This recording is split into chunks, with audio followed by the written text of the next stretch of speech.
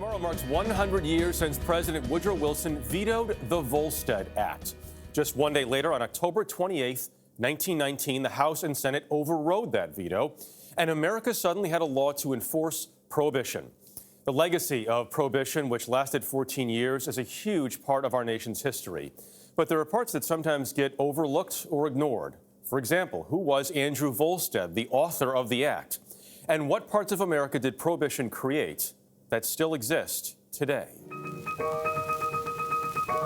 The stars of prohibition have been glamorized for the last 100 years. Al Capone enters Chicago court at height of his career and leaves still king of bootleggers. Gangsters like Al Capone, Meyer Lansky, and Bugsy Siegel.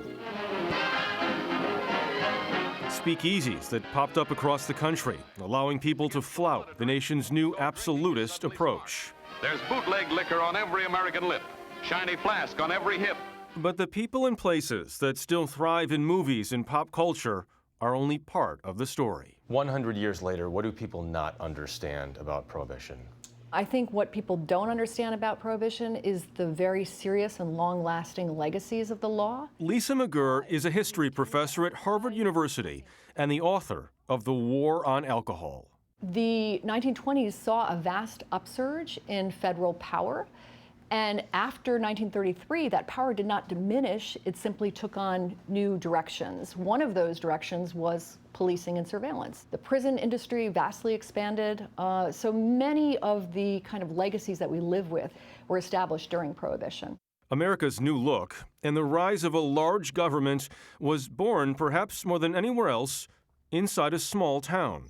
The modest wood frame home where Congressman Andrew Volstead lived. Did the man who banned alcohol in the U.S. drink? Yes. Melanie Gabbert-Gatchel is a historian at the Andrew J. Volstead House and Museum in Granite Falls, Minnesota. You'd be surprised how many people that come here aren't aware of who he is. They just go, he's a guy that didn't like alcohol. Because people know what Prohibition is, they don't know who Andrew Volstead was. Yes, they hear how it's the 100th anniversary, but they don't know the man behind it. Andrew Volstead and other social progressives felt the country was being ruined by its saloon culture. Bars, they felt, allowed men to drink their paychecks away, while the family suffered, and in some cases was abused at home. Women are not suffering from the blows of drunken husbands, as in the days when the saloon had right of way.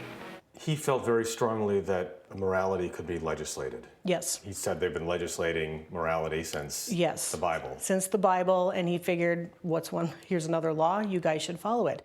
Progressives in favor of prohibition were joined by a fervent group of social conservatives, also worried about the country's direction. Remember, this is a period where we have between 1880 and 1920 over 20 million immigrants entering the country. And so there's tremendous anxiety among Protestant middle-class men and women over how those immigrants are changing the face of the nation, including their leisure and drinking habits. Despite its expanding power, the federal government struggled to enforce prohibition, which led to unwelcome opportunities for others. The Ku Klux Klan recruited during the 1920s, instrumentalizing the Volstead Act and arguing if the federal government, the state, and your local police are not able to rein in violations, we will. He was the most hated man in America.